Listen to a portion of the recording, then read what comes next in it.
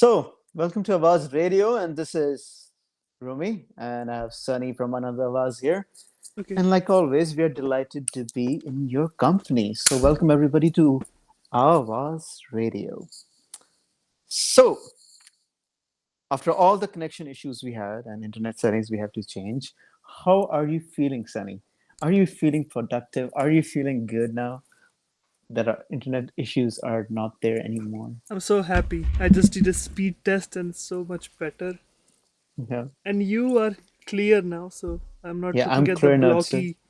blocky image of you, an abstract art I, of your No, it was like Rumi existence from I'm Rumi from Minecraft. in Minecraft. Oh, yeah. It's funny how internet works. Like even after we have so many technological advances, we are still stuck in boomer trying to set internet settings and everything. Yeah. And did you try to restart the router, sir? Have you tried to restart it? Can you go to my computer and your computer? In your computer. How can I go to my computer and your computer? No, I'm saying you go to my computer and your computer. Have you seen that meme? That guy does the Indian accent joke, like Indian people working in IT. So can No. you access the my computer from your computer? I don't know how to do It's that, a bro. big thing now, these IT callers or scammers, I guess. You know People the are funniest, people are trolling scammers. yeah, the funniest one I have done. So somebody called me at my work, Yeah, and one of my colleagues were there, and she's a white, right? yeah. So she picked up the phone and she's talking. They're like, we want to do we are calling from Telus and we want to install the new fiber cable at your office. My colleague is like, okay, but we are a small place and we don't operate the building anything. We just work here. Mhm. Like, no worries. Can you hand me over to the person that can talk to me and we can make a decision? And she just thought, he's like, okay, here's my boss, and just gives me the phone. I'm just looking at her in shock, like, who? He's like, just talk to him. He's like, hello, sir. We are calling from Telus and we want to do this fiber installation. And I'm like, I'm on the phone. I don't know what happened in my brain. I'm like, you know what? I will talk to this person.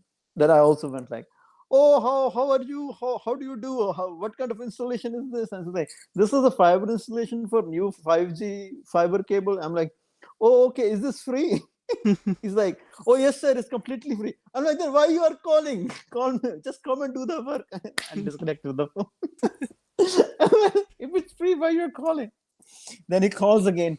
He's like, sir, sorry, the phone got disconnected. I'm like, yeah, you said it's free. So I said, come back, come to Come our with place the and do the thing. work. Yeah, give me the free Yeah. stuff. He's like, no, we have to go through some procedures. I'm like, okay, I don't manage the building. Uh, I don't own the business. So I'm gonna give you this phone number. I just took up some random phone number in the directory. I mm-hmm, googled up the nearest location mm-hmm, of local, some kind of Telus place mm-hmm, or I don't know, it was Telus or it was Shaw. I gave them their number. I'm like, mm-hmm. you can go and talk to these people, these manage our building, and they can help you out. They're like, okay, thank you so much. I'm like, yeah, thank you so much. They dropped, and my coworker is just laughing at this, and like, what just happened? I'm like, if it's free, why you're calling? I just cut the phone.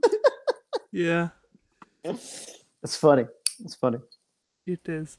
Have you watched Seinfeld? Seinfeld? No. Seinfeld. So Like I've seen so much in the clips now that I can say I know what it is about, and it's like precursor to Friends and everything. But yeah, kind of, yes. yeah, so there was a scene in it. Telemarketer called Seinfeld Yeah, landline. Hey, blah blah blah blah, and he's like, hey, why don't you leave me your house number so I can call you back? yeah. To telemarketer. Telemarketer said, no, sir, I'm not comfortable giving you my number, and I don't want you to call me at my house. Oh, so you know how to how it feels. Ah, that's so funny. I was like, this marketing system is so much ingrained into I think in Western culture, not Indian culture too. It's not like it's a not totally Indian thing. Like most of Yeah. us are doing it now, but so most of the scammers are Indian. I'm sorry about that, my white folks. Did you watch that movie Beekeeper? No, I haven't.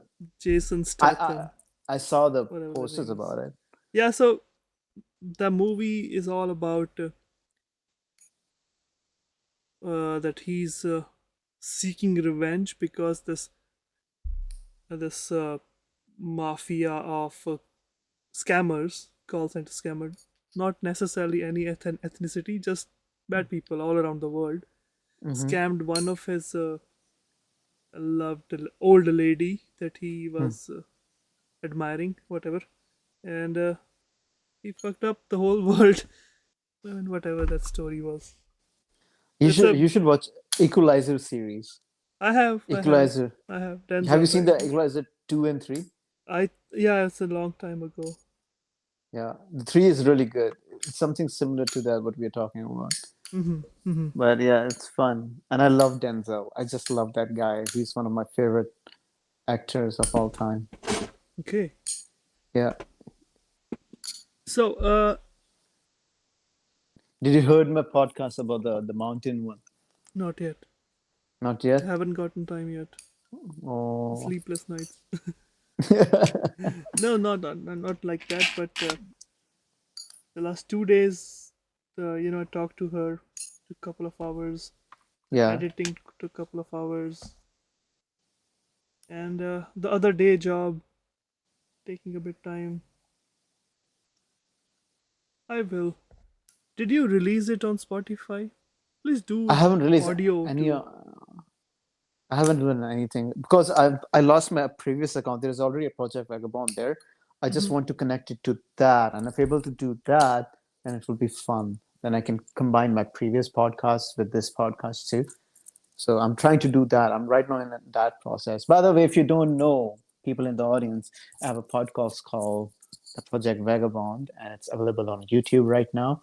Yep. And the old episodes are available on Spotify. If you want to go and look up, you can find the Project Vagabond uh, podcast. And I used to do a Hindi podcast too. I used to call it Kuch Baatein Aisi Bhi, which I want to continue somewhere at the line, Hmm. in which I used Maybe to we just can include that in the thing that we discussed in the sections and all, for the future. yeah. For example, what I used to do in Kuch Baatein Aisi Bhi just went about some things, but in Hindi and Hmm. complete Hindi. Hmm.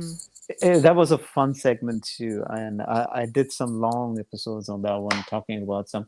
I talked about sadness, dreams, and all kind of things, going into retrospect and Interesting. why we are not kind of like productive, or big thing being consistency, right? Hmm. How Yeah. difficult it is to achieve the consistency in our life. And I would say the most consistent people right now are international students who are consistent about Consistently. fighting about their rights. I was researching something yesterday that about immigration protests in Canada. Yeah. Like, this is definitely not the first. And even in this decade, in the last decade, we had many about refugees, about exploitation, about human right for immigration. Yeah. So people who still think that it's us, our community, Hmm. who are loud and hoodlums, what you call them, Yeah. that they're making noise, unnecessary noise. No, it's not unnecessary, and it is not. No, it's a necessary It's noise. It's necessary a noise, way. and finally, someone is speaking, or It's a way. yeah, Sorry. It is a way of expressing yourself. yeah, Sometimes institutions fail you. Sometimes people fail you, and leaders fail you. Politicians fail you. You become, like I said in the previous podcast, you become a scapegoat, and only way you can express how you feel is by hmm, getting together and expressing in larger numbers, because it's a larger voice that's been repressed. you know yeah, it's a way of telling the government you cannot fiddle around with us and just leave us to the sidelines when you don't need us, right? yeah, yeah. So I think protesting is always necessary.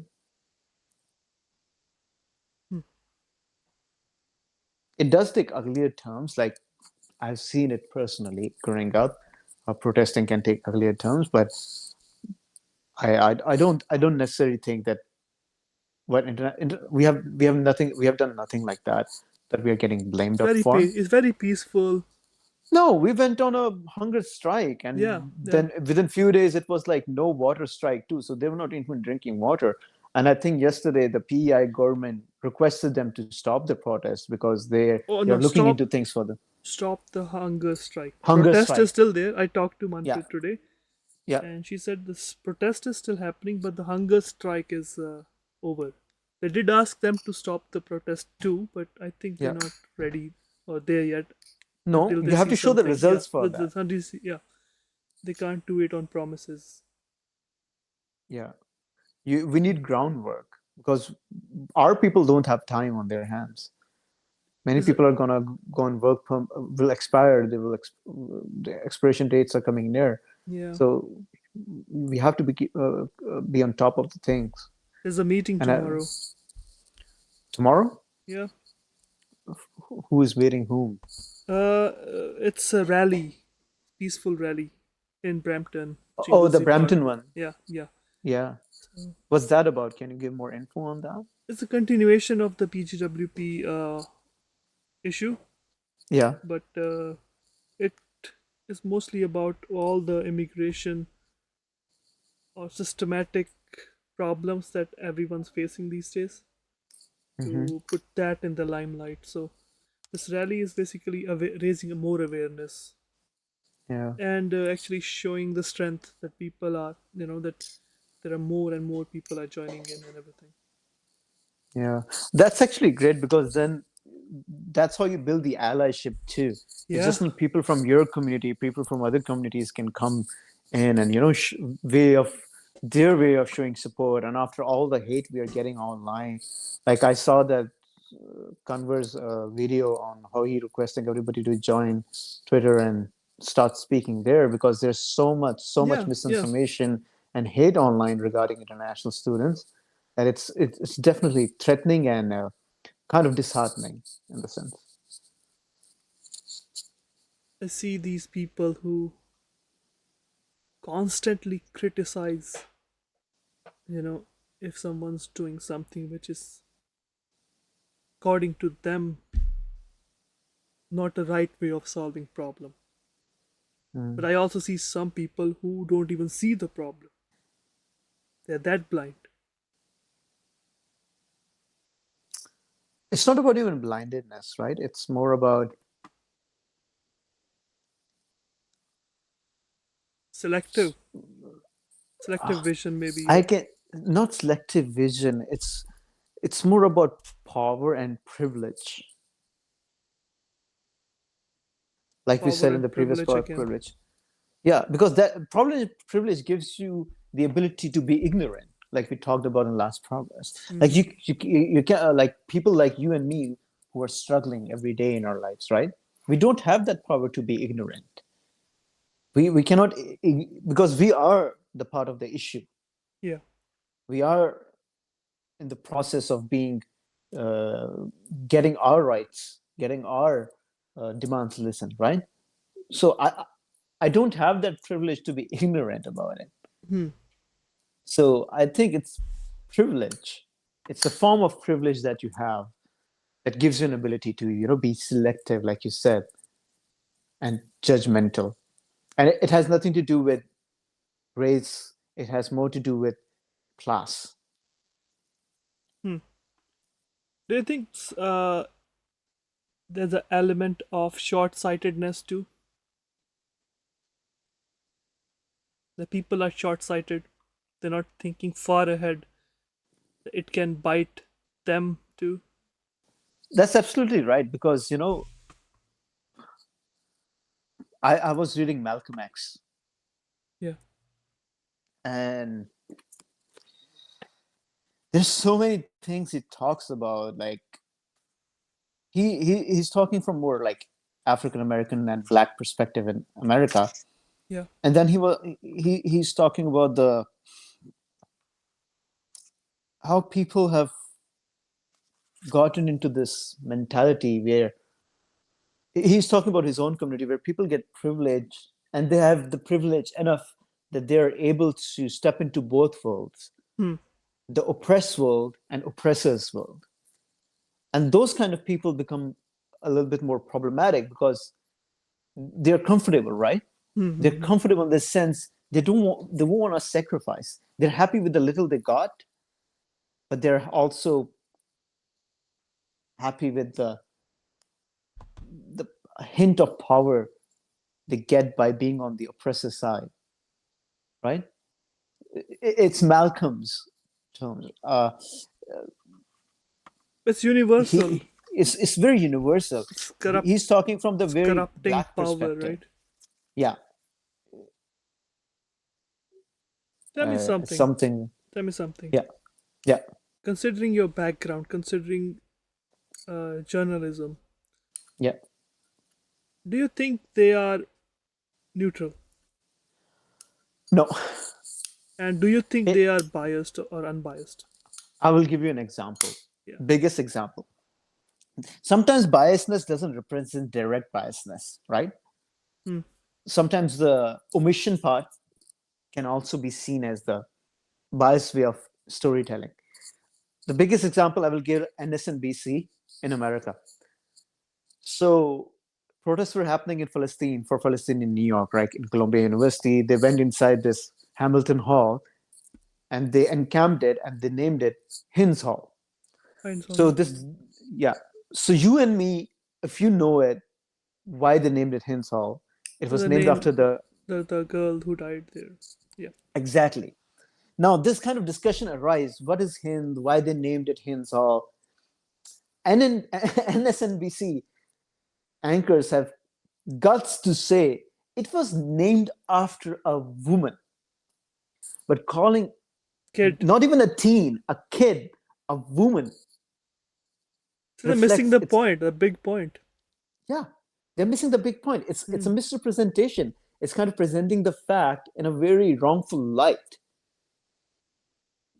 It it has something to do with the innocence. You're taking the innocence away from that factor. Because if I would say, oh, she was a woman that got killed in a drone attack, people don't feel much. But when people go back and read or listen to his story, you should have a I felt so bad. I literally had cried that day because that girl was in car crying for rescue.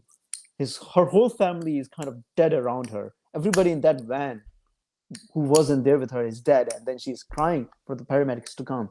And then those paramedics come in, and then they get bombarded, and all of those paramedics with him died on the spot. Hmm. So this is very emotional, nerve-wracking event. Yeah. What you're trying to do, you're trying to take away the innocence from the factor, because if you say that it was a child who was killed by an Israeli drone attack, it puts the fact in a different light now. Hmm. Because a woman can be a Hamas for somebody, for Yep. people who is more judgmental, racist, or whatever. You will say, oh, this person was Hamas, who knows? But a child, it's a different thing, right? But them doing that kind of reporting, I literally made a podcast about it, but I didn't post it because I was so Being an angry artist in that moment. Because it's nerve-wracking to hear his story, and then you presenting that fact in a certain way that will kind of, it kind of takes her innocence away, and it doesn't present those Columbia University protesters in a good light. And what happened to those Columbia University protesters was very sad. Everybody was beaten up pretty badly that was inside Hins Hall, because I was watching live coverage that day on what's going on there on the ground. And it was nerve-wracking. And then you're doing this kind of approach, whatever your sides are on this issue, but you're taking away the innocence out of those people. You're taking away the humanity. The way you're reporting on these bombardments and everything, you've kind of taken away those humanity. You're not humanizing those people. You're afraid of humanizing those people for some reason or another. Don't want to discuss this. But media is somewhere very politically aligned. It's not independent media. That's why print media has been suffering for a long time, because many of the big print media sources like the Washington Post and many other are bought out by these billionaires, Yeah, yeah. So and they now have bias, or their biased thought and process, yeah. it affects the it affects the reporting. And we have seen it in capitalism, in capitalist society. Money does affect your reporting. Many times you will not be able to cover the subjects or topics just because it has certain interests aligned to it that don't want that news to be out there. Hmm. Like one of the biggest stories, I would say, about the Catholic priests, all those kind of things that came into light. I forgot the name of the newspaper. There is also this movie about it. You can go and watch. It's a Mark Ruffalo in that Yeah, movie. yeah. Yeah, I forgot the movie's name.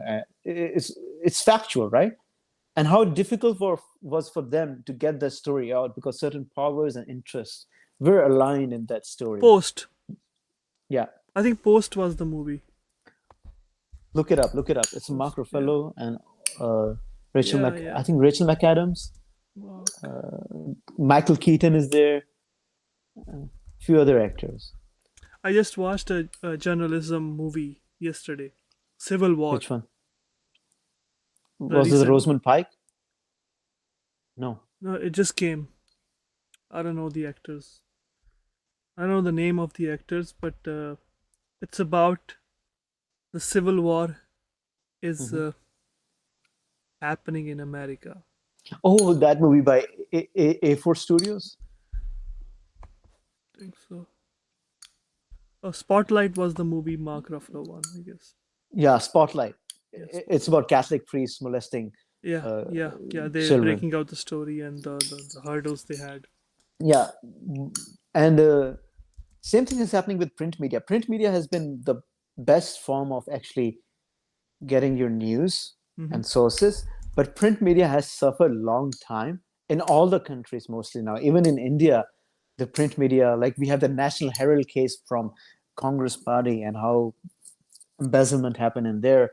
Then look at Indian media right now. You have people like Arnav Goswami and Aaj Tak and all those other anchors who are not doing actual reporting, and they're just these. And it's very sad state of affairs that things are turned out to be in certain way and shown in certain light, that you have very few sources of journalistic mediums and you have very less of journalistic freedom in India. And I wrote a paper about it, I remember, back in 2019, that how Modi government is responsible Hmm. for decline of journalism in India. And right now, journalistic freedom is worst in India in the world. Hmm. It's in 120 spot or something, Wow. which is very sad state of affairs. We Yeah. call ourselves, India calls itself the largest democracy in world, but it's not. Hmm. Being neutral or not neutral. There's a difference between bias and neutral. See, I will tell you this. If I give you a news report, Yeah. and then after reading that news report, you develop the conclusion what's wrong and what's right on your own Hmm. parentheses, on your own, you know, critical skills. Hmm. That news report is unbiased. Yeah. But if a news report is driving you to believe that this is what we are saying is 100% factual, even if they haven't presented any facts for it. For example, Let me give you an example. yeah, Very political. Coverage from the meetings, the yeah, issues, right? On Anhad Awaaz, I shared something and was asked like this: we cannot be biased. yeah, We cannot support some groups or some people because they have these ideologies. They are they're hypocrite in some way and this and that according to them. People mm. who ask them. So what do you think about that? That the way we are showing it to people, that we are releasing these posts and videos. Are we See, inflicting our decision or decision to on people? what you and me are doing, it's Yeah, not journalistic. yeah, it's not journalistic. It's not We're journalistic at all. supporting a cause. We we are a platform for the cause, right? Yeah, a voice. Again, a We are a voice. voice. Yeah, Yeah, we have a pre-assumed, not bias, but we have a pre-assumed understanding. say understanding. There's particular word. We have a pre-assumed, uh, I would say, ideologies and Yeah, factors that affect the way we're going to talk about these things, and we have to take these things into consideration: what to say, what to skip, what not to skip. Right? That's not journalistic. What was journalistic is people going on the ground and asking the questions without any weight of you know understanding the core issue first, the core context issue of first, the context of context it. of it, Yeah, yeah, from the sources. You have sources like people who are protesting, hmm. and you have sources like legislative government and federal government. You have Yeah, to understand it from the sources. yeah, You cannot go in with the weighted questions yeah. and ask those questions in a weighted way that doesn't give an opportunity for your interviewee to answer them, because if they answer it, it's gonna the answer you will receive will definitely will be biased, and then you get the ammunition to paint that picture in your own way, that hey, look, I told you guys he's going to speak in that way, Hmm. and he did. Of course, that guy is that who's protesting for immigrant rights is going to speak in certain way and behave in certain way, Yeah, because it's about immigrants. It's about his shared interests that he shares with other people, yeah, right? There is going to be a bias, yeah, but it's his bias. yeah. But what you're doing when you're going on ground and you're asking weighted questions to people, and you're representing them in those questions negatively, then you have a very pre-assumed bias. Then you're not doing journalism. Good point. Very good point. You If you are, go there with the agenda, then you're yeah, not gonna be unbiased. Simple as that. yeah. You're going there with a pre-assumed bias, with a pre-assumed. For example, what's the difference between a documentary film and a like Feature a film. sorry feature film? The Yeah. documentary film, you document Hmm. what happened, what's happening, and what's going to happen because of their results. For example, you see a nature documentary, right? Yeah. For example, there was a big documentary on Netflix about fishing and everything, how it affects the nature and blah blah blah blah. They documented it. They showed the facts. They presented the facts. Yes, there is a little bit more to it. They present the facts a little bit heightened up, more graphics and more this and that. But at the end, it's up to you as a viewer what to do about it. Yeah. Do you want to still keep eating a seafood? Your choice. They presented a case, right? And no, in documentaries, cases can be biased because there can be a bias because you're going with a pre-assumed Yeah. Yeah. status. The reason of Same making it and everything, right? reason of making it. Yeah. Same thing happens when with a feature film. Feature film, you already know the theme of it, but it's more scripted, right? The theme is scripted. In documentary, you have a script, you have a theme, but it's not scripted in the sense like a feature film is. You have bullet points, and you have to achieve those certain bullet points and highlight them and talk about them, and then go to your conclusion. It's like writing an essay, right? So when it comes to journalism, you go on the ground, like you're reporting on the war and stuff. You go on the ground and you report. You cannot have that pre-assumed bias and stuff. Your biases can be hindrance of your way, or your it can be hindrance to your critical thinking, because you won't be able to understand the matter from the eyes of your interviewee, Hmm. because you have to have that kind of social imagination to see what's happening, right? For example, war in Russia and Ukraine. There are different perspectives out there, and we have all different perspective does need a voice. But if I go with a similar perspective and go with a weighted question, right? then it won't allow me to do my job perfectly, right? Same thing with these protests. If you go down there to presume a factor that these international students are bad, and I will show you how to presume, I will show, and I will prove it to you how they are, and then use that questionnaire or those interviews to justify that.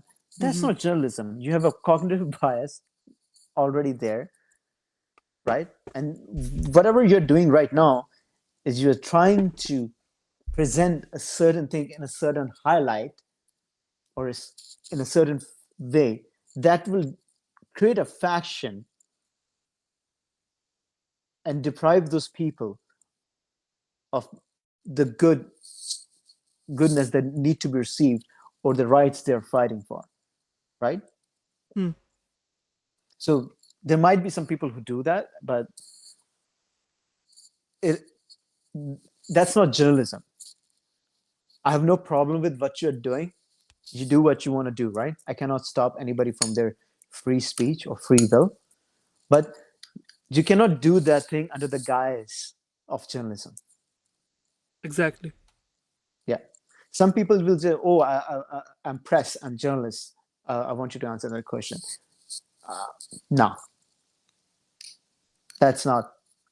You are there with a bias attitude. You're Mm-hmm. there to prove your point. You're not there to do journalism. You're not there to do reporting. So it's like those the critics out there, or on TikTok or on Instagram or YouTube, the people who are criticizing every move these protesters or the students or workers are making, immigrants are making. What do you think that this sort of mindset they have? What pushed? Mhm. What happened that they made this sort of mindset? What pushed them toward that sort of agenda that they come in to attack, not to listen? That's a difficult question, too. That's a loaded question. That's what we call a loaded question, actually, the one you gave it to me. I But we are understand, not, like it's a yeah, complicated it's a human emotion question. emotion. Yeah, And I'm loaded. Whatever I'm going to say is going to present me a certain light now. See, this is a loaded question. yeah, And same thing, these people are going into these products on the name of journalism and yeah. asking these kind of loaded questions, which will definitely will have a one-sided answer, yeah, a heavy answer to it, and then you will be able to present those things in a different light. But going back to what you said,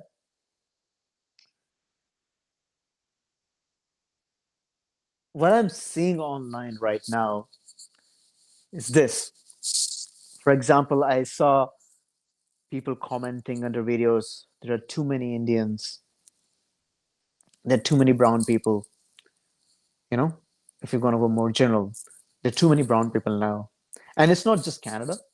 I'm seeing same rhetoric in UK, UK, Australia, New Zealand, Australia, everywhere. Europe, everywhere. Yeah, And it's not just us, Indian international students, not just us. it's immigrants, There are other refugees, and everything. refugees and everybody. Yeah. So one of the first things,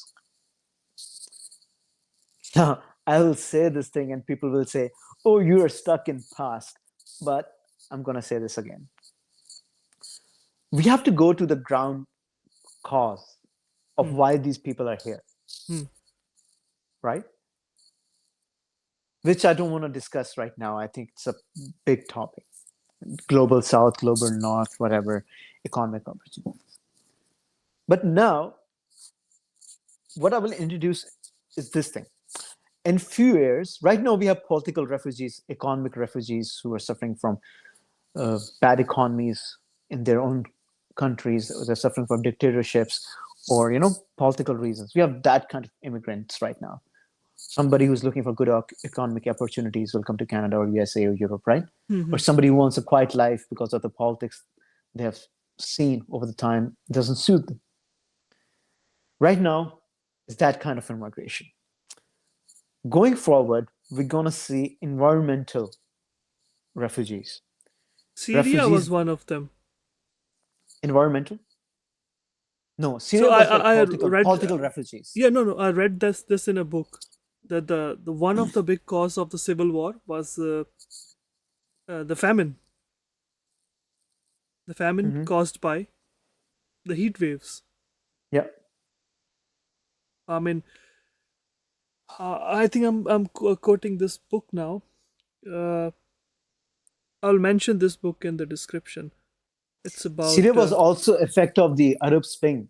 yeah, yeah, yeah, yeah, yeah, So these kind of outbreaks happen yeah. because of the economic factors and also social factors that led to what happened in Syria, Egypt, Libya. We will see a lot of uh, climate refugees now. No, this one of the subjects I studied was sustainable governance, and climate refugee is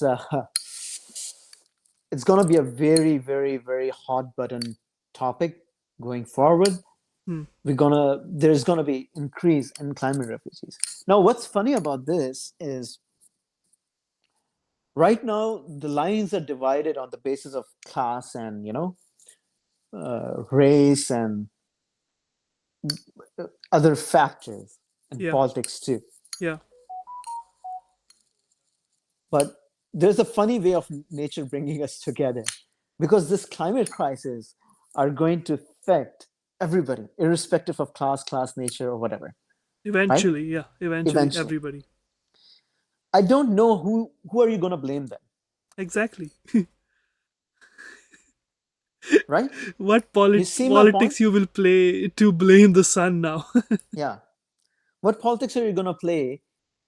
Like there's there's a there is a Hawaii fires last year. Hawaii In fires. Hawaii there Yeah, were fires in yeah, Maui yeah, Island. yeah. People were actually blaming space lasers, foreign Chinese space lasers for those fires. Okay.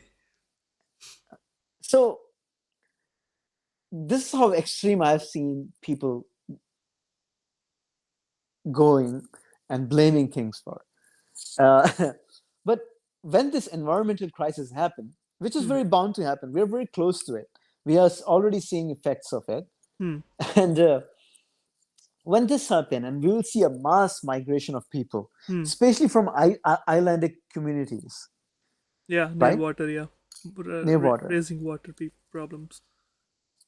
And I think the global north, which we call West too, has a much big question to answer. Hmm. And the people who lived in the global north has a lot of questions to ponder at because there will be a time you won't have anything to blame but yourself, Hmm. right? So this is where the short-sightedness comes. That Yeah, we're still short-sighted. we are short-sighted. Yeah. We are very short-sighted. Did I discuss this We, thing that the science has proven this, that we see our future self Mhm. as not a first person thing, as that we see it as a third person. Yeah, Yeah, or and second we person. don't care about third person. No, Yeah. no, that's what I'm saying. When the environmental refugee movement will start happening, and we Yeah. will see these environmental refugees coming in, what are you going to do then? Huh. For example, there's a big problem of Latin American refugees in US and Northern America, right? Hmm. People were like, oh, these refugees are coming in into our countries. Hmm. Hmm. Hmm. What I want to tell those people, especially Americans who kind of go on this rhetoric,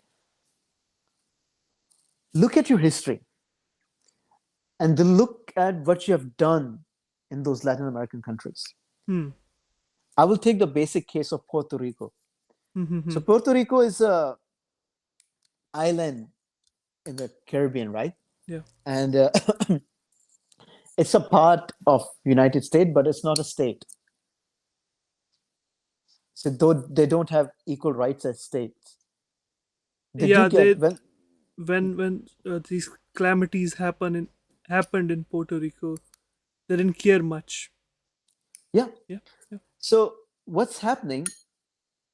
If you read the history of Puerto Rico, Americans went in there and totally disrupted and took over from Hmm. those islanders. Hmm. Same thing with Cuba. Same thing with Chile. Same thing with Argentina. Same thing with Ecuador. Same thing they did with Guatemala. Hmm. And if you look at creation of Panama, it will present you a totally different picture. Now Hmm. imagine the amount of things you have done in those countries to keep those countries in a background, to keep them suppressed, to use them as your resource place you can gather resources and you know use and throw kind of thing. Mm-hmm. If you read about the Banana Republic or go read about the history of Hawaii and how Hawaii was captured by Americans, it's shocking. So imagine what you have done to these countries.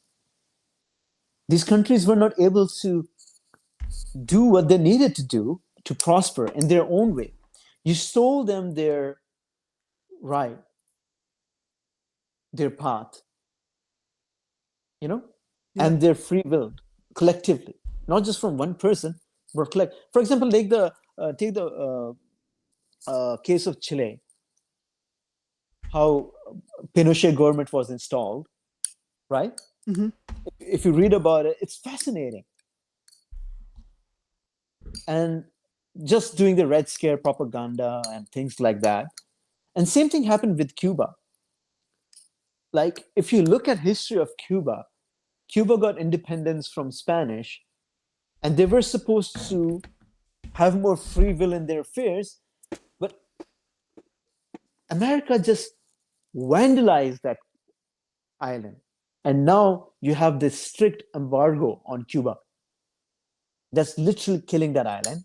But I'm surprised that island has survived till now on its own. That's a very big thing. And especially when you are in backyard with America, Mm-hmm. right? You're sharing space with America and you're still able to survive with that strict of an embargo. That's a big fucking achievement for any fucking country on this earth. Okay. I know they're not doing good, but they're surviving, right? They're surviving. That these countries not are not able to survive on their own, and their economies have fallen. Look at Venezuela right now. Look at Iraq right now. Look, whatever America did in Iraq was a war crime. The whole war is unjustified. If you read history, when we go to Paul Stein's class and we read about Iraq war in international politics, what we learn, like how international politics can be manipulated to invade a country. And that's what happened with Iraq. Mm-hmm. And I don't understand, after doing all this, what were you expecting? That's my question from the global north. After doing, and this is recent, like Iraq is recent, Cuba is happening right now, Venezuela is happening right now, Chile is happening right now, Argentina is happening right now, whatever worst form of governments they have, right? There was a few years ago, there was huge protests in Chile because of different issues there, right? So it's not like I'm not talking about past. It's very current. ISIS just swept through the whole Middle East a few years ago, and how difficult it was for to get rid of that organization. So, and Syria civil war happened. Then you have Palestine right now, and Palestine has been happening for years and years now. So, what do you expect after their homes are destroyed? Everything is taken away, what do you expect? Where do you expect these people to go? West or global north, I would say, shows itself in this big light that we are the bastion of the civilization. We are the one. If you can't be us, you are nothing. Hmm. So you show somebody a light, a moth, for example, you show a moth a light, it will go towards it, even if it's going to burn it. It will fly towards it. That's what's happening with the refugees right now. You showed yourself in such a we are the bastion of democracy. We have this, we have that, equal rights, equal this. Now you have these political and economic refugees or immigrants coming from this because you were sold that dream in those countries. You were sold that idea in those countries. Yeah. And of course, in those countries, situations were so worse, it's fight or flight. Politicians or politic policies are moving. It's very global right now. The people are becoming more right See, wings. Or is there like a that's factor that is pushing toward this sort of nationalistic ideology all around the world?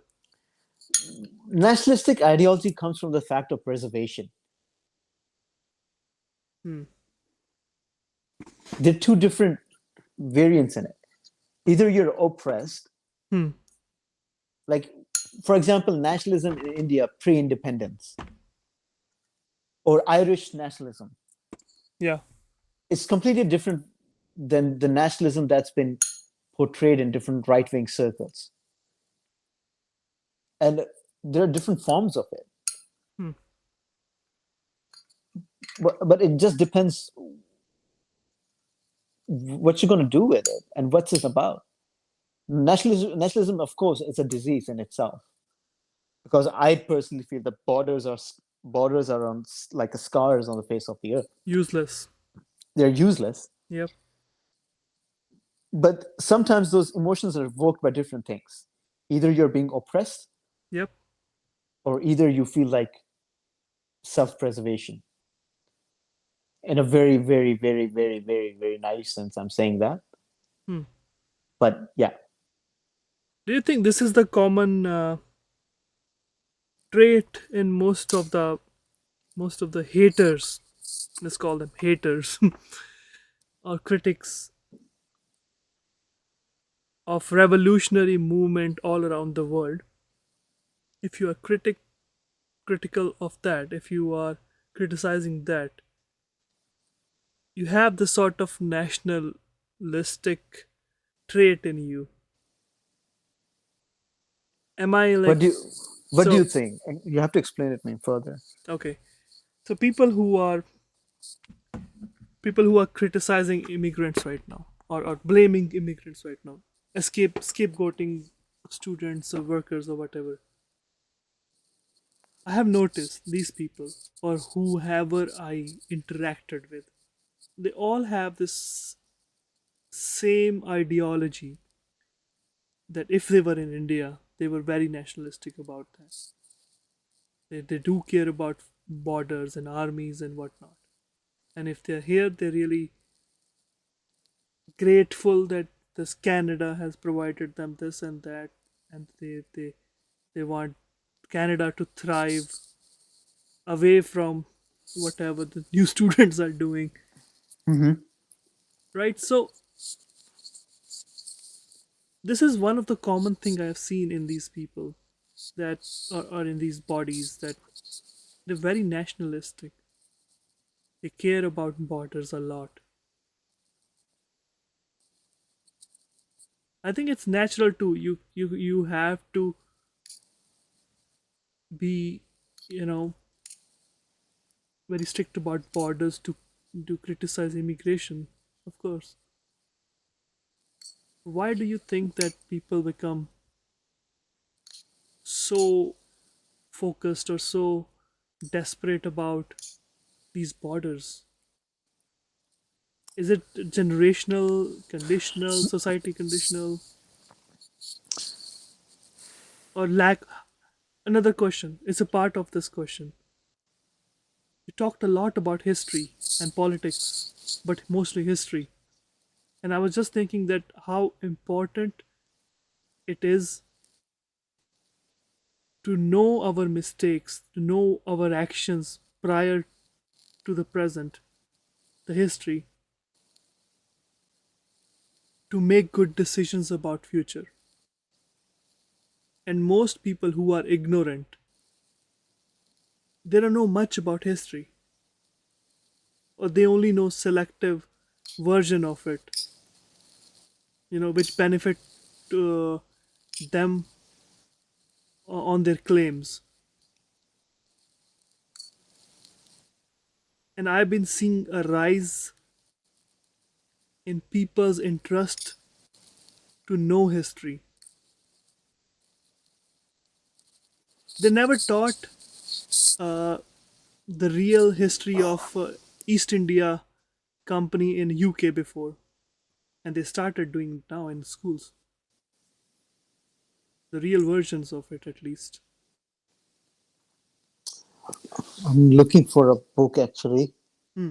that I had here that kind of had your answer in there. But whatever.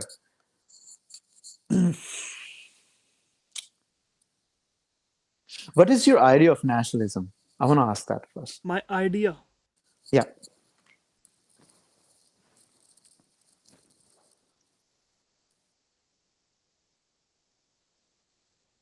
it's what I see.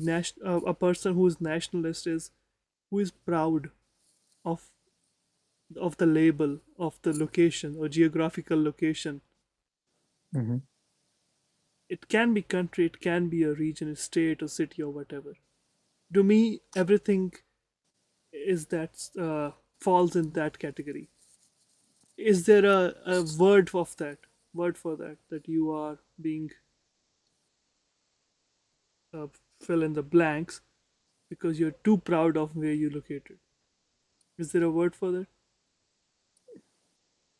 There is a word, but I'm forgetting it. I'm not good at remembering shit sometimes. Yeah. Like we So can look it up here. Like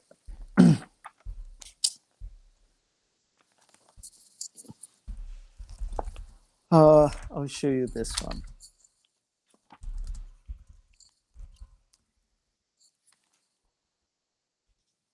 In politics, there's different kind of politics theory, and what we are talking about is it's called the realist theory. It's a view of the world that world is driven by competition, self-interest, that the central dynamic of world global system is struggle for power among states as each tries to preserve or improve its military security and economic. Because there are two things in politics: hard power, soft power. hmm, Economics goes on the soft power side, militaristic and self-interest goes on the hard power. mhm. So when I said nationalism comes from two places: self-preservation, which is like realist theory, you want to preserve why we have borders. Okay, you have a home, you put fences. What's the reason behind it? So I understand preservation or safety or security, whatever. Safety, Yeah. right? So that falls into realist theory. And one of the biggest golden age philosophers of our realist theory was a guy called what's that? Machiavelli. Everybody likes to quote Tupac. it. Tupac. No, the Machiavelli. He was the minister of one of the princes of Florence, and then he wrote The Prince. Uh, Okay. I don't want to go to that history time period. It's very complicated for me because they used to have these regions in Italy that are ruled by different kind of principality, sorry, Mhm. and this principality was ruled by different people, kind of semi-electorate stuff. Then Okay. Machiavellian was one of the guy who wrote this book about realist powers, which we see as kind of like very medieval version of realist theory. So if you look at Machiavelli, he talks about a lot of things about self-preservation, destruction, and How you can, for example, if I'm a ruler and I attack a different country, how can I isolate that country and put into my subordination and all those kind of stuff. And what a prince, by prince he means the person in the power, can do to maintain his power. And it's a precursor to the colonialism we saw, Hmm. right? So if you read that book, you will realize what I'm trying to say over here. So nationalism comes from the idea that, for example, I will take the Hitlerian nationalism, right? It comes from the idea that you are the best, right? Hmm. The And but to fascism remain, and everything. yeah, Yeah. and to remain best, you have to get rid of that stops you from doing that. Hmm. For them, it was a Jewish question. That's why they went ahead and did the genocide of Hmm. Jewish people, disabled people, trans people, gay, and other queer people, and then anybody that didn't fit into their box, right? Okay. They tried to get rid of them, and they used eugenics for it, you know, because to prove their point, they needed to have these things which are like pseudosciences, so they can prove that how they're best, like the Aryan race is the best race, that kind of thing. So that kind of nationalism, white nationalism, or Nazism, fascism, they come from that point of view. And then you have like patriotic element to it too, because then what they are doing for is, we have that certain factor of Germany, right? Hmm. Unified Italy under fascism. Then you have German Nazism. Mussolini was doing it because he wants to establish the old borders of the Roman Empire, and he wanted to feel like a Roman emperor. There is this hint of nostalgia in it. Same thing with Hitler, right? And these kind of things, they're very egotistical and psychologically draining too, when you go into and you read about it. Are they society driven or individual driven? They start from an individual, right? An individual wrote those things down. Like the person who is in power. Person who is in power, or person who wants to mainstream it, right? Okay. Sometimes these, like, for example, Nazism was a grassroots movement in its sense. Like if you read about them organizing, and then the bear hall meetings and everything, and the protests they did. So it's a grassroots movement, and it's a reactionary movement, because it's very easy for you to blame somebody else for all of your problems. Hmm. And they blamed it on immigrants, communists, socialists, Hmm. Jews, disabled. And that's very important thing to look at. It's very easy for you to be reactionary and just blame certain group or certain sect of people. It's So like you, stories, you know. So okay, it's like people believing a version of stories and people disagreeing with that version. The whole because people don't want to be at fault. it doesn't have to be fault or not fault. It's just have to be it's like very confrontational. Like how dare you your version of God Yeah, is different than mine and yeah. things like that, right? How dare? It's not about at fault, I guess. It's about But it turns into that, right? guilt. No, not guilt. I think it's It turns about into fault being left out or being wrong. because, for Or example, when I'm maybe talking about fault, yeah. Hitler and he blaming them, he sees that as a fault. It's the fault of these certain group of people that we are suffering right now, right? Hmm. It's very easy to draw the line because those people are already different than you, Hmm. right? It's very easy to otherize them, Hmm. Hmm. Hmm. to demonize them, Hmm. because the cultures are different. If you read the Jewish question and some things related to it, and how people were like, oh, Jewish people should give up their identity and become Germanic, and there's a lot of bullshit that you know. Mm-hmm. And to be Germanic, you have to be Christian. So either become Christian and be Germanic, or Germany, whatever, right? Yeah. So you're seeing my point, right? It's very easy to draw the lines when somebody's different than you, and to blame things on them. Did you read *Sapiens*? No, I haven't. I heard about it for a long time, I mean, and people want me to read it, but I haven't. if you are into audiobooks, it's on Libby, so you can just Yeah, get that. The guy Yuval uh, is from Israel, yeah. very liberal, very open-minded historian, good historian, Hmm. and talks a very bigger picture of the world throughout the history, humankind as well. Mm. Like how these stories, that versions of stories, affect our decisions and everything. It gave me a very, first of all, yeah, when I read it or when I heard it, I related to it in a way that like, oh yes, some of the points that I overthink most of the time make sense, Yeah, because how, what do you call that, the mass psychology works. It makes sense when someone just point these problems out of the society and put it in a term that you understand the best. This book, people claim that it's a bit uh,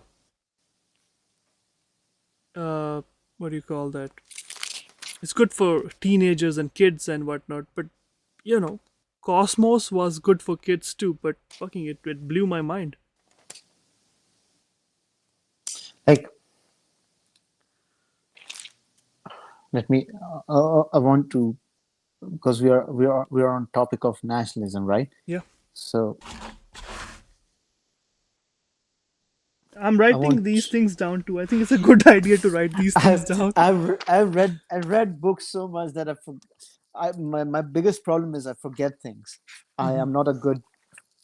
I don't remember. See, you don't Uh, one thing is, we don't have to remember the yeah, quotes and things from the, we understand the comprehension, right? We yeah, comprehend it properly, and that's why our, that's how our further thought process start grinding its yeah, gear.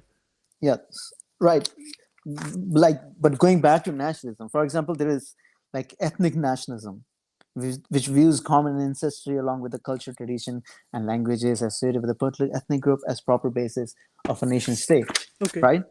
And then there is civic nationalism. Nationalism is based on shared politic values and political history of those who are citizens of a country. Then national self-determination. The idea nations should have right to determine their political status, including sovereignty. And then there is, Okay, let's talk about, do you for think example, it should exist or not, like I said, in case of Irish nationalism, where they have to fight the for their oppressor, own self against the famine, the yeah, or the government, British. British. Yeah, Look at the Irish nationalism. yeah, You were not discriminatory against the British people. yeah. What you were discriminatory against, what you were fighting against, was the power structure. They can result into harassment and discrimination, bullying in the sense, right? Hmm. And which they become, and we have to fight things like that. And we saw same things happening in Rwanda. If you go and read a little bit about Rwanda, we saw the same thing happening in Sri Lanka. We saw the same thing happening in Myanmar, right? And I can never imagine Buddhists doing ethnic cleansing in their countries. So that's something very funny to me sometimes. But yeah, ethnic nationalism and those things can definitely affect the mood of the people and the reactionary element that comes from it. And it mostly comes from the alienation. The sole reason it exists is to alienate people, I would say. Okay.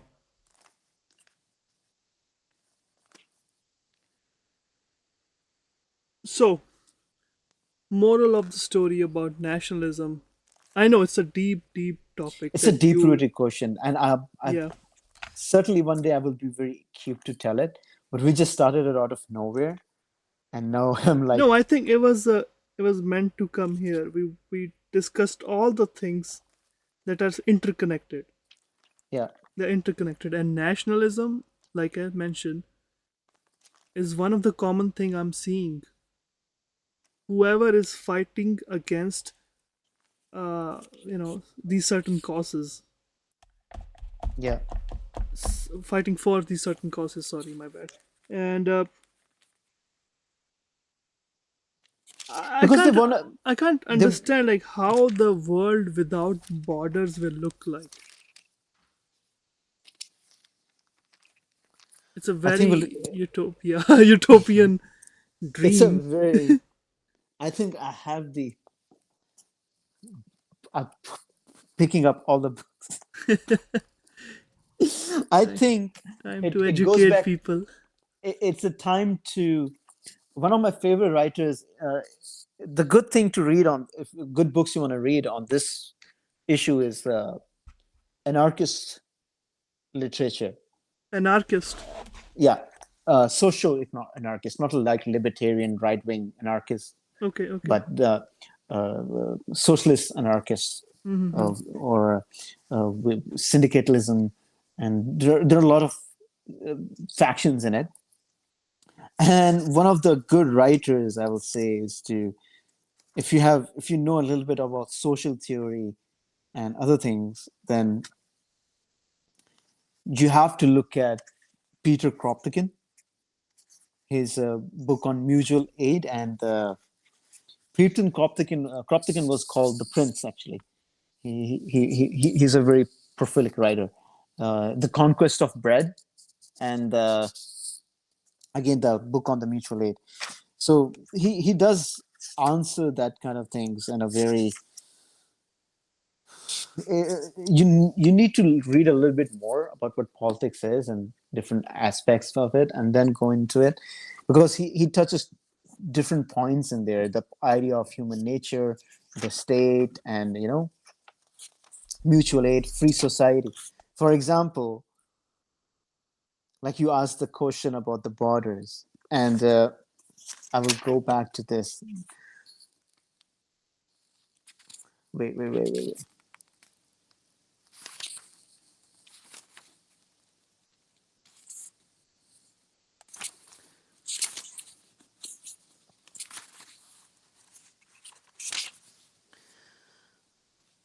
So Kropotkin is like does not give a blueprint of what a free society would be like, but he does suggest certain directions it might take. Such a society would be composed of a network of voluntary associations Hmm. of equal individuals who are consumers and producers. Because Kropotkin is also writes from a very economic kind of point of view, and that's what his books are about. They would represent an interwoven network composed of infinite variety of groups and federations of all sizes and degrees, local, regional, rational, and international, temporary or more or less permanent for possible purposes. Hmm. So you don't have a country, and instead of the countries, you have these enterprises who work on the behalf of for the masses on different levels, and those societies help you achieve that goal, and balance and check system, whatever it is. It's a very deep philosophical theory, but there are some other Did he anarchists. mention UBI in that, or a form of UBI in that? In mutual aid, it kind of touches that. It's a precursor to For that. UBI.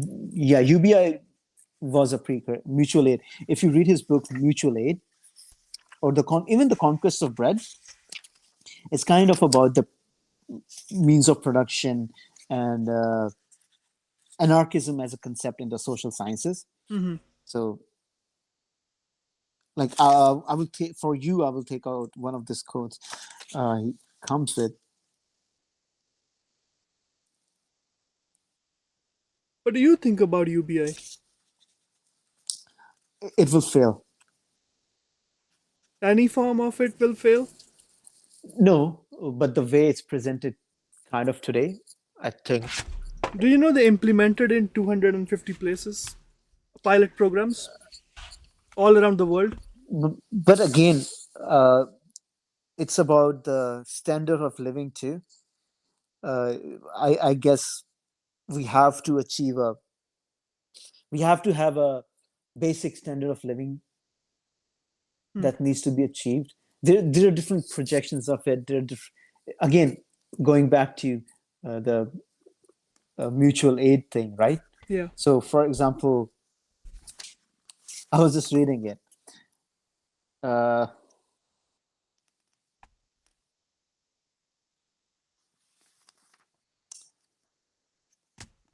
Is that the I book name? believe Sorry, my bad. the book's name is The Mutual Aid, and the second book is The Conquest of Bread. Conquest of Bread. Yeah. Mutual aid.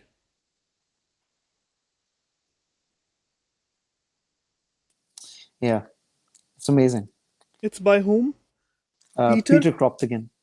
Kropotkin. Kropotkin. Kropotkin. A bunch of books on Yeah. mutual aid. So, for example, you were talking about uh,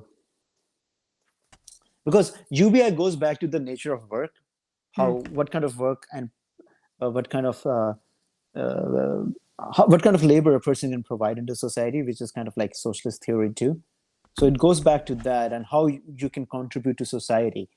And I think before we implement UBI, we have to achieve certain other elements in the society, like free healthcare, uh, Free and education. free education, free transport. We have to. We just cannot directly go to UBI. We have to achieve certain other steps So beforehand. We have to do groundwork. roti kapda makan should be free. Simple as that. The Yeah, necessities should be free to yeah. achieve a UBI to pursue what we want Proceed to do. because again, I said standard of living. It's totally different in different cities and different parts of the country and parts of the particular region too. Like within a city, there can be different city centers with different costs of livings too. And for example, you might be paying $2,000 for one room apartment. Hmm. Somebody might be paying $500 from one room apartment.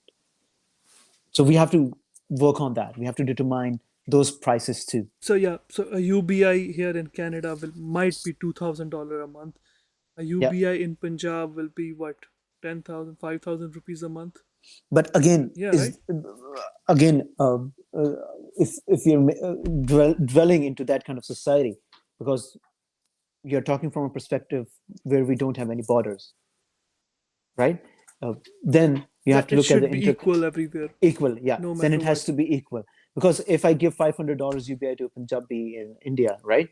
Yeah. It might not be sustainable for him if, for example, he wants to So one travel or currency, a unified form of something, or no form. currency maybe. I don't know, man. Abolishment of currency is necessary. Yeah, like Money abolishment as of concept, money, the whole concept of money. money. So, like you said, the in that book or in that system, Yeah, an ideal world will have volunteer or a sense of responsibility driving the society, yeah. which means people will have either barter system. Do you think barter system will lead to money again? No, mutual aid system. That was mutual aid book is about. Barter system is kind of illusion that's presented to us all the time. You do Because this for me, I'll do that for you, instead no, of no, instead barter of system is again based in competition and availability of things, right? right. If certain thing is not definitely not available, Yeah, how can you barter for it? yeah, What does what determines your value for it, right? yeah. If you read Marx and stuff, that's what he's trying to determine in that. Hmm. He talks about it, right? It's very difficult for you to determine the value of money in barter system. Like one cow, what's it worth? Two buffaloes, I right? get it. I get it. I get it. What kind of value is providing? Again, that thing kind of pushes it back. But what we talk in mutual aid is more supplementing each other, complementing each other, elimination of competition. First of all,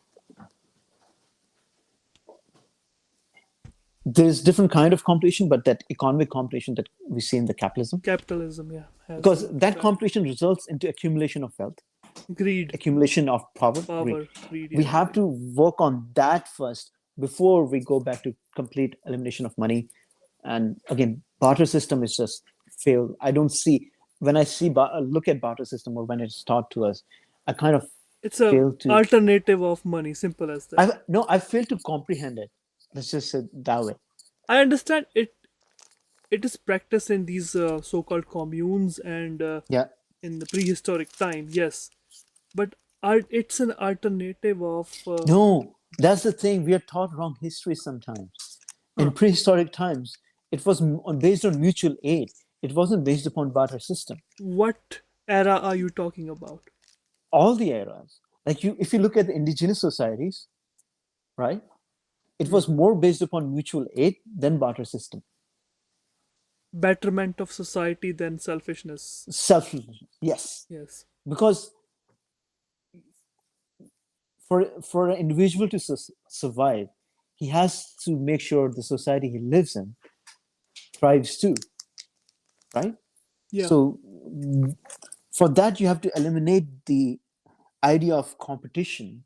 You have to eliminate, because as an individual in society, then you're fighting against the other individual. If you have two hunters which are good at one thing, and you have this prized possession that you can get, but you have to be best hunter for that, Yeah. then there is this competition. Yeah. Those hunters might end up hurting each other in this process, Yeah.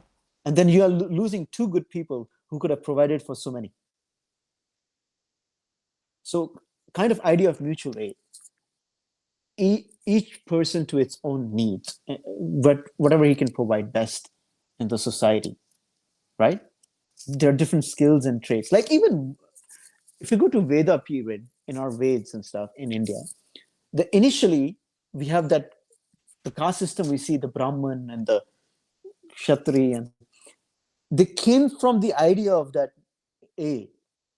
But during that time, anybody could be Brahmin.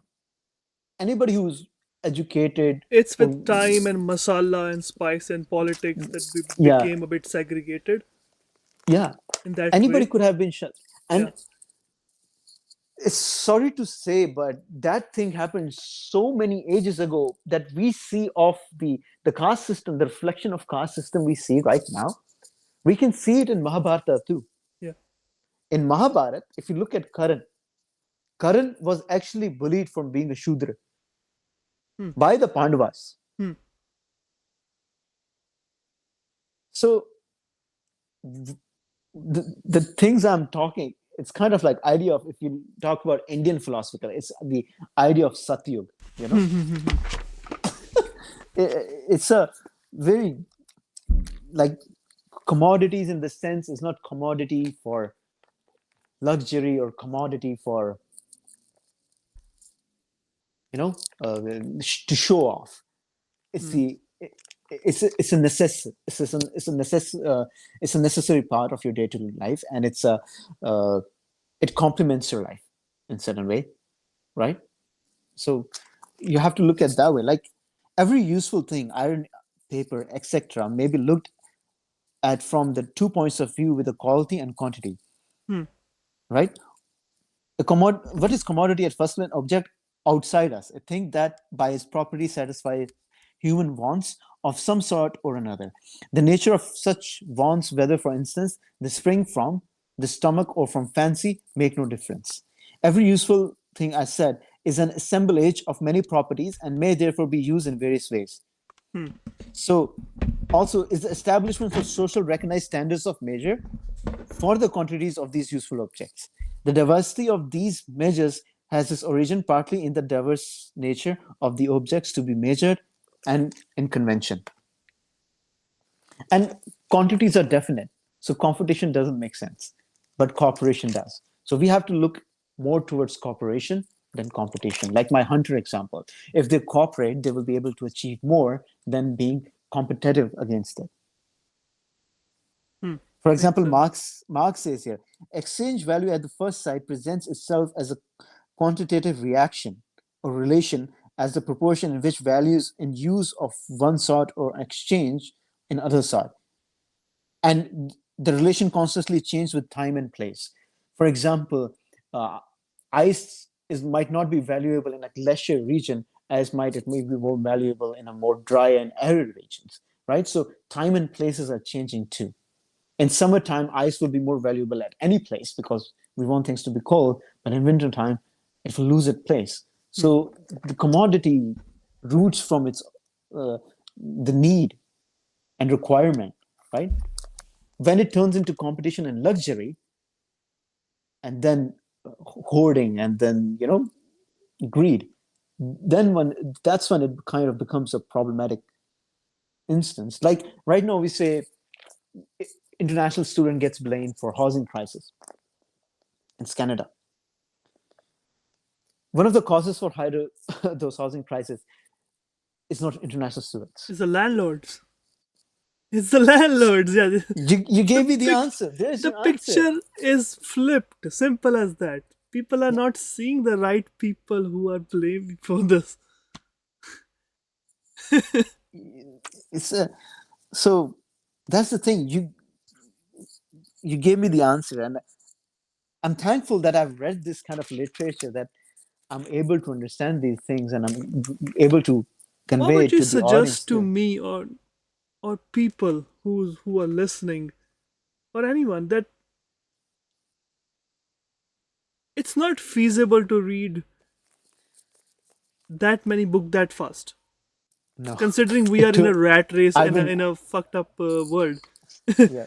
but how do you think that we can convey these ideas? Do you think the way that we're discussing small aspects of or touching topics that these important topics of Hmm, uh, possible solutions and probable causes problems of the hmm. world, just mentioning them ignites certain flames in these individuals who are listening? Do you think this is the right way or this is a good way, so they can pick which what they want to pursue, what they want to read now, and they can start their own journey, a chain of discoveries? Going from my perspective, how I did it is I saw the people talking about it.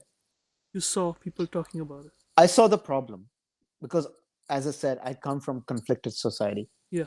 the place I grew up in, and everything. I saw conflict growing up, Yeah. so I knew the conflict. Yeah. Everybody my age knew the conflict. You don't have to be a genius to know what the conflict is, what the problem is. But there, as I said, not everything is proportional, Hmm. not everything applies. Hmm. So you have to look at all of these different perspectives at given moment to understand how you can how this thing can be suitable Hmm. to your problem. Hmm. Hmm. Hmm. My way was I was not connected to technology for a lot of time during my teens, and as I graduated from my 12th grade and I came to Canada and stuff, I have read things, yes, because I was a student. I studied and I loved reading growing up. But there came a point I stopped reading, I stopped the point of it. But I started watching some people who were able to explain these things to me, breakdowns, the breadcrumbs, Where did you meet them? like like online and in my school, right? Not sure. When you go to university, you go to clubs, you meet people from different sections of society.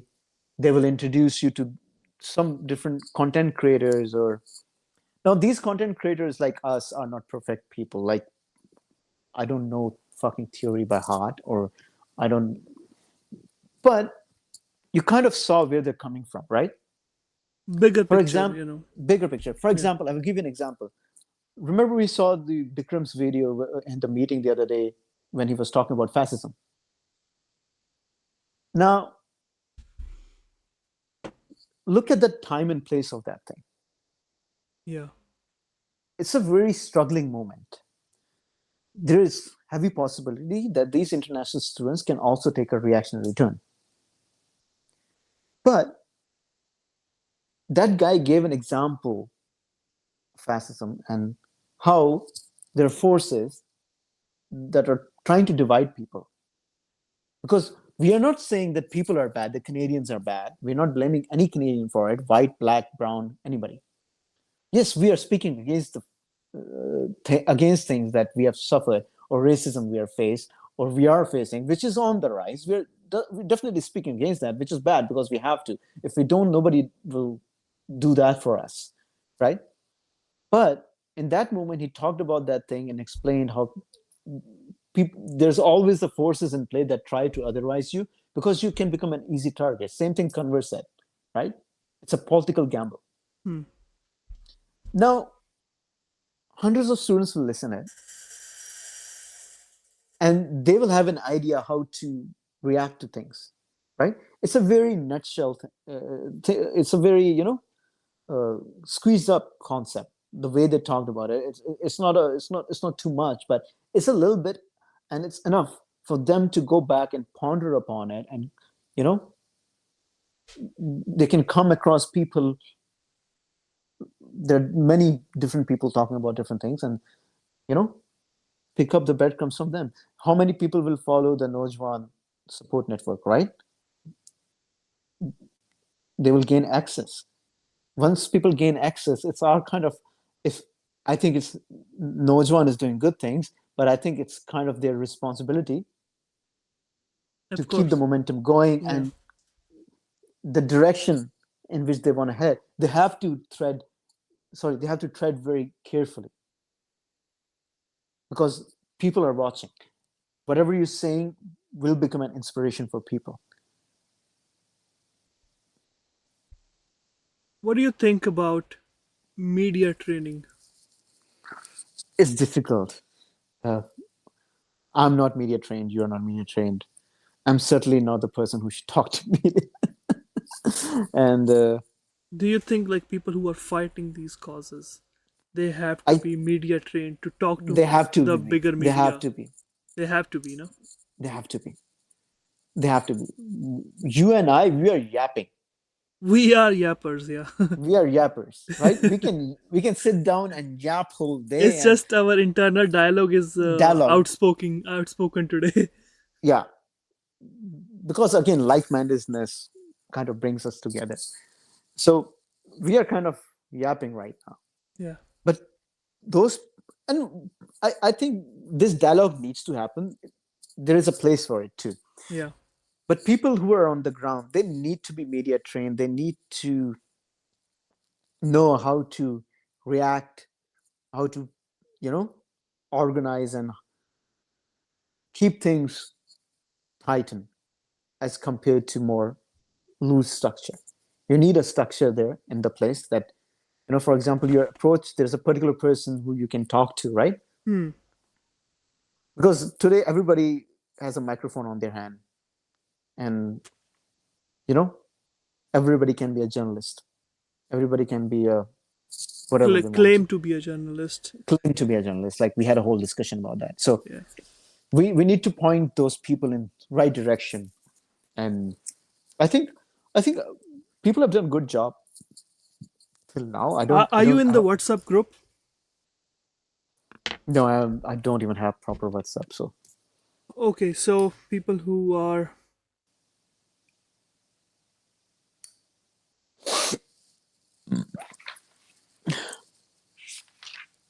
damn, I have so many. I'm surrounded by books right now.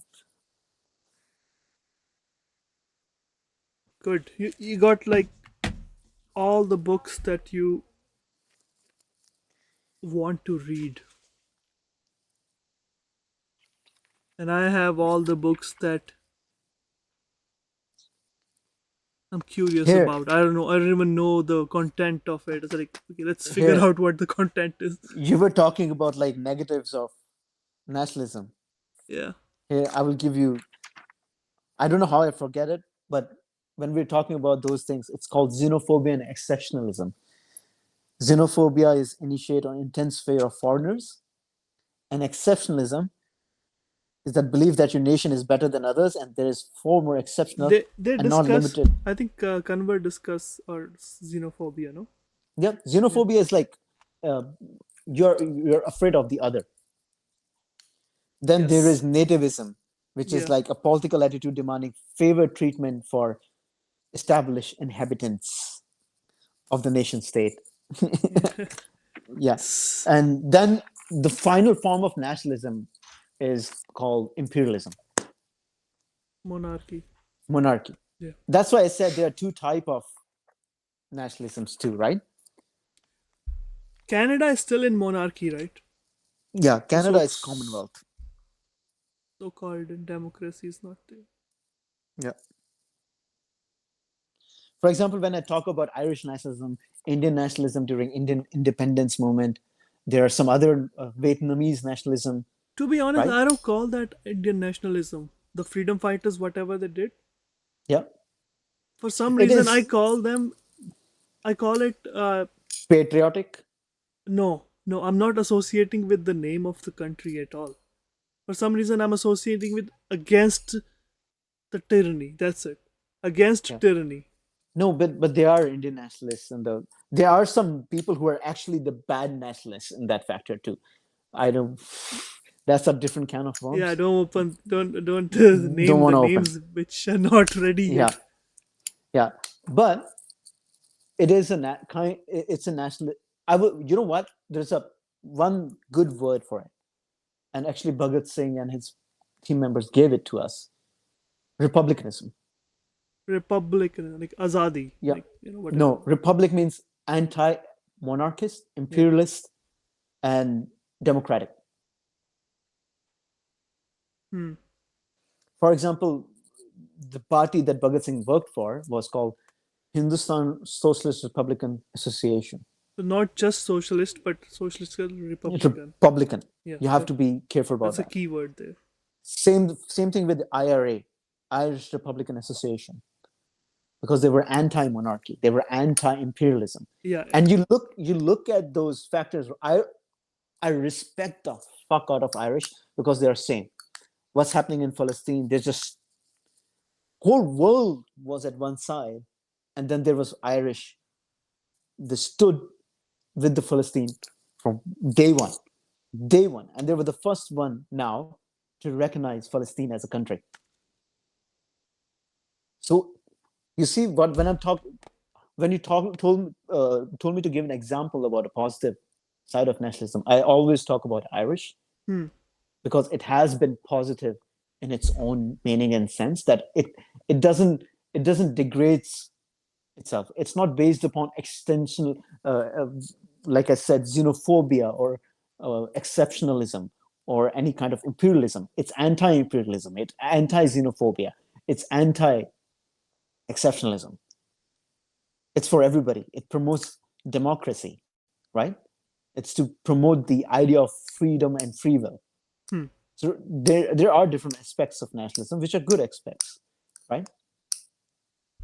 And if you read the Black history in America or history of South Africa, uh, apartheid, and in America you read about Jim Crow and Black nationalism, you read about Black Panther Party, and I think everybody should read a little bit about Black Panthers Party in USA. It's very important. How much do they discuss about Black Panther in this Malcolm X book? No, there was no Black Panther in Malcolm X. Malcolm X inspired Black Panthers. Okay. But Black Panthers were there, but they were not Panthers by that time. But when till the time Malcolm X was assassinated, it kind of flamed this fire in revolutionary communities in Black America that, like Huey Newton and fuck, I forgot the name of that guy, Fred Hampton. all these people, if you read about them, it's exceptional story. Is And if you there don't want to, okay? if you don't want to read about them, there's a movie called Black Messiah. Okay. Watch it. It's amazing. Who is it about? Malcolm? It's about no Fred Hampton from Black Panthers. Fred Hampton. Yeah. Will you ever compare or relate uh, Black Panther freedom fighters to the groups that the movement that came out of 1984? I don't want to go there. Okay, again, Cut it. okay, correct. Don't wanna discuss. No, this is different topic for different day. It's a very because their ideologies were If totally you different. just wanna touch, no. You touch it. See, What I do you don't think? know enough. I don't know enough. That's why I'm asking you because you No, might know a lot more than me. I'm a layman. I'm here to ask a layman question. I'm a layman too, bro. You just don't put me in that say that I know everything. No, I don't. I don't. I just Let's just cut this section. cut this section. This is difficult topic. I can't. It's too personal. Okay. Okay. But yeah, Good. that's kind of like if you look at the nationalism, there's one way of looking at things, and yeah, there's aspects of like if you read the Malcolm story before he kind of changed his outlook, he was a bit of segregationist. Yeah. Uh, it comes from a theory by there was a black revolutionary too called Marcus Garvey who wanted to send he wanted to be like we can create a new nation for black people and in That's why I Africa we can asked. That's why I asked. yeah, but there's different aspects to it, right? There's not one way of thinking it. There are different people and different faces. At the same time you have Martin Luther King. At the same time you have Black Panthers. At Black Panthers were like socialists, Hmm. right? And Fred Hampton was a communist himself. That's why FBI kind of went against him. And there are multiple elements to it. Like there's another thing to look at is decolonial movement, which is very, very, very prevalent in indigenous groups and indigenous nations. So that's one way to looking at it. And I think one of the most aspects and sorry, I think one of the most important aspects of everything is the decolonization theory. Hmm. Because of this, we have to get out of that colonial mindset and those system institutions, a lot of things. Like, for example, I'll give you an India after 1947 still was kind of prevalent on those institutions that were created by colonizers, right? Hmm. We did not revolutionize them. We're not able to revolutionize them. Then they kind of became a norm for us. So we never became a decolonized country. We were still under a guise of colonialism by our own people who used same methods as Britishers to keep us That's what they were downtrodden. afraid of, right? Like we will get rid of गोरे चले जाएंगे British, भूरे रह yeah, but जाएंगे. we will still be. They will be taken over by other Yeah, money-minded people. yeah, that's what capitalism comes into play. That's where many other things come into play. Hmm. But yeah, there are a lot of like that revolution in theory. It's a theory in itself. Then you have decolonization theory. Then you have indigenous theory, which is interesting. But I've You're not going been, there, no? You're I've not leaning been able more to go toward there. indigenous nowadays. Not indigenous, but The struggle of them. other their struggle and more the decolonial part of it. Because even in today's world, we see things from very Eurocentric point of view. Hmm. So I want to see it from other perspectives, right? I want to see it from, for example, in Canada, I want to see the indigenous perspective, right? So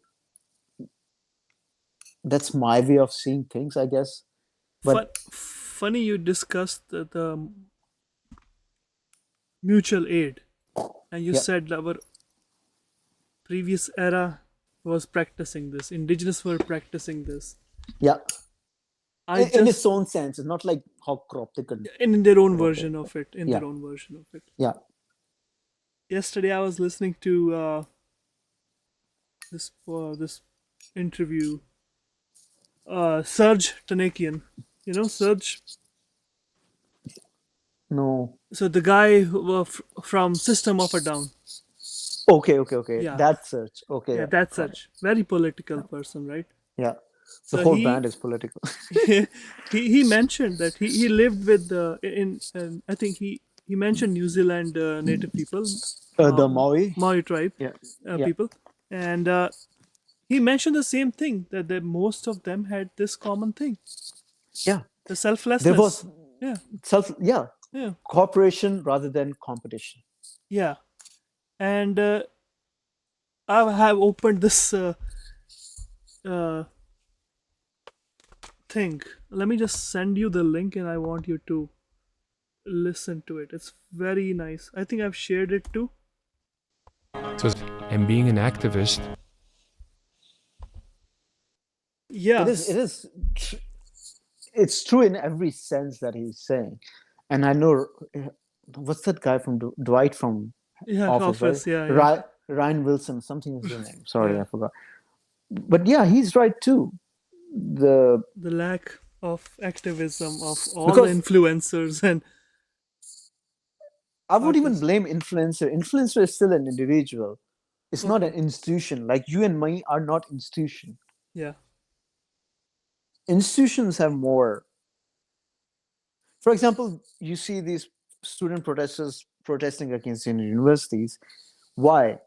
Because these students know that they individually cannot do or make an impact in the case they are wanting to see some changes. But the institution they study in can. Mm.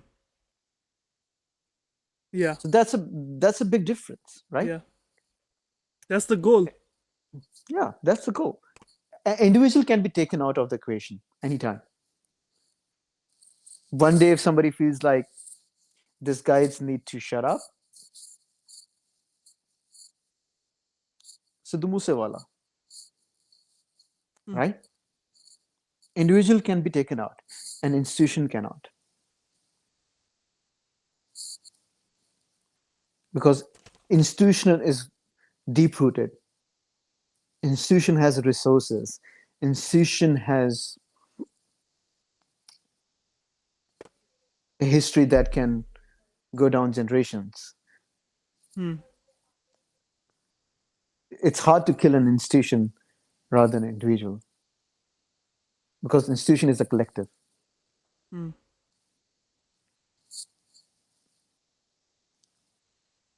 That's what I think. We should end this here. This is a very good line to end. Remember, kids, cooperation, not Cooperation. competition. Not corporation, cooperation. Cooperation. I used to do that when I started learning English, and I was studying. The word corporation was always mind-boggling for me. Yeah. Do you need to put the dash in between? Why is this like that? I used to say coop or cooperation. Cooperation. Cooperation? Corporation. I'm like, oh, okay. No. I'm not saying that it's a cooperation. Mhm. I'm saying it's not corporation, not our corporation. No, that's what I'm saying. I used to get confused. I used to say Okay. cooperation, corporation, Acha. corporation, and there's a point I stopped giving a fuck Yeah, because yeah. I'm like, you know what? But that's I- true. I- That's true. Like, people who what I did, I just made a joke instead of pointing you out. Yeah. I just made a funny joke. But people who make fun of people's pronunciations and everything, or even ourselves, Yeah. it's bad in the sense it shows that you are unable to understand the context of the word. Yeah. Like, what are you, middle schooler? Yeah. Your You're listening that skills are literal? bad. Yeah, you're that literal. Yeah. Yeah, so it's like that. You people who have English as a second or third language, these smart people, like, they talk in English in whatever accent they have, Yeah. and people instead of understanding what they're saying, Yeah. they focused on, oh, he said in that accent, like, what the Yeah. That's one thing. A and British guy can come up especially and say people any who are bullshit stubborn. and He's like, can you say it in my way so I can understand correctly? Like, dude, you're 50-year-old. it's like, have you seen that joke? There's a kid in the Hindi class and 10 he started minutes. in Hindi and he's like, teacher's like, English mein bolo. Ah. And he goes, मैं इस class में आता है मैं Close शपथ enough. लेता है Close enough. he just starts speaking Hindi in English accent like the way Gore we speak it and it's so funny मैं शपथ लेता है लगान 3 गुना लगान मैं दे रहा हूँ यार हम सब इंटरनेशनल 3 गुना लगान दे रहे हैं अभी जिंदगी में Oh my god. इसका मीम बनना चाहिए. कितनी फीस है? 3 गुना लगान. 3 गुना लगान 2 गुना पहला फीस में जाता है तीसरा गुना हम IRCC को सॉरी देते हैं in the I mean, form people of are saying that, hey man, मतलब इंडिया में भी तो जो इंटरनेशनल स्टूडेंट 2 गुना 3 गुना दे ही रहे हैं. Yeah, it's a problem. It's a fucking problem. ऐसी that's what कौन I was सी saying आफत आई है हम कि कह सब. रहे हैं हम तो कह रहे हैं एजुकेशन फ्री होनी चाहिए और तुम कह रहे हो हाँ. नहीं मेरे को किसी ने आर्ग्यूमेंट किया भी, एजुकेशन फ्री होगी तो थर्ड वर्ल्ड कंट्री बन जाएगी. नहीं हम सबको मैं गाड़ी रोके पहले वही हंसा, तो 10 minute Hansa. that's what colonization theory is Yeah. you want to keep certain masses deprived हाँ. but close enough that you हाँ. can keep them in control Yeah. you got to decolonize bro वो इतने बुरी तरह condition. या अच्छा मैं बताता हूँ होता क्या है. कंडीशनिंग भी ना लेयरिंग में होती है. ठीक है. और उसकी एक लेयर होती है कि आप रैट रेस का हिस्सा हो. दूसरी लेयर होती है कि आपको वो सर्टन रूल फॉलो करने होते हैं. शादी वाले, बच्चे वाले, फैमिली वाले, मतलब बिहेव करना पड़ता है. ठीक है. अगर आपको वो चीजें, अगर कोई दिखता है, थर्ड पर्सन दिखता है जो उन चीजों को फॉलो नहीं करता है, you criticise them, which means आपकी ये लेयर्स है ना बहुत ही ज्यादा इंटरलिंक्ड है. You can't break them very easily.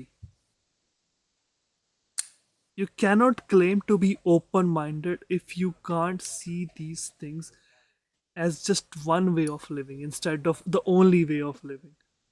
Yeah, exactly. Yeah लोगों को डिफिकल्टी होती है दूसरों का.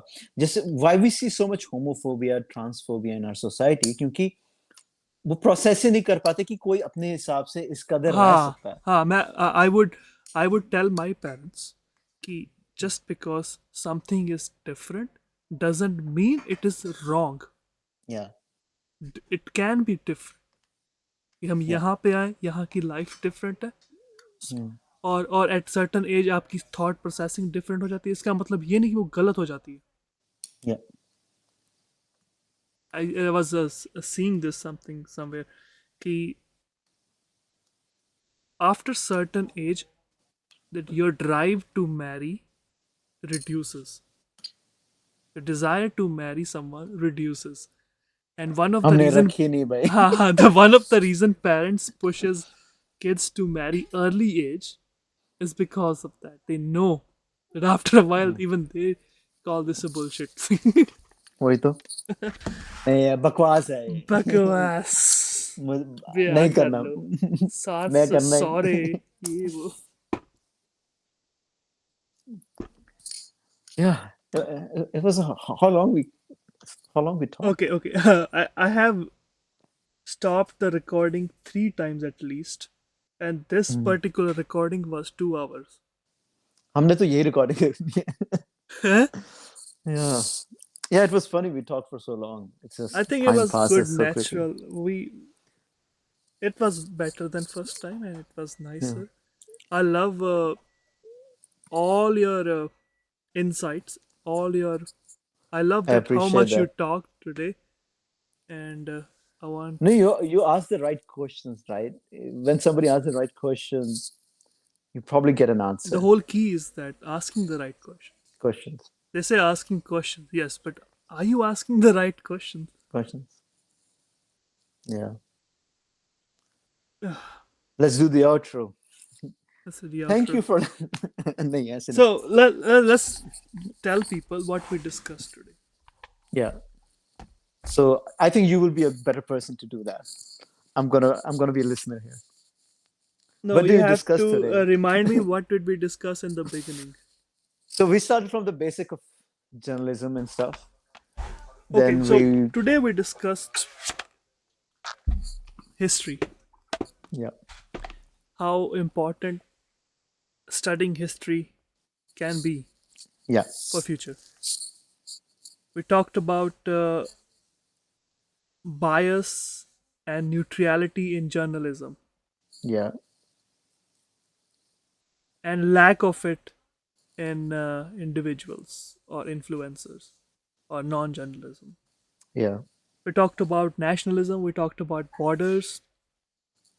We talked mutual about aid. mutual aid, which is a very interesting topic. I'm Yeah. definitely coming back to that. It's Yeah. intersecting with a lot of questions I have in my head. And I might give you some answers with these yes. naming these books. You need to highlight the lines, the important Lines. lines already. Yeah, and we talked about the structure of a narrative or media training. Yeah. We talked about republicanism. Yeah. We talked about uh, Irish Positive and nationalism. Palestinian, Yeah. and we talked about individual and institutional. Yeah. Talked about Responsibilities. Yeah. responsibility. We talked about cooperation instead of Competition. competition. Perfect. I think So that's what the podcast was about today, right? And I think we can part our ways here, and yeah, we'll see probably you next time. And we'll see our audience next time. And hopefully, I'm not yapping this much. I wonder how Uh, many I- people will call this a yapping instead of just something to think about. Well, whatever you want to call, stay tuned to Awaaz Radio. And till then, Shabba Khair. Cheers. अब यहाँ पे हम काट देंगे. Yeah, man.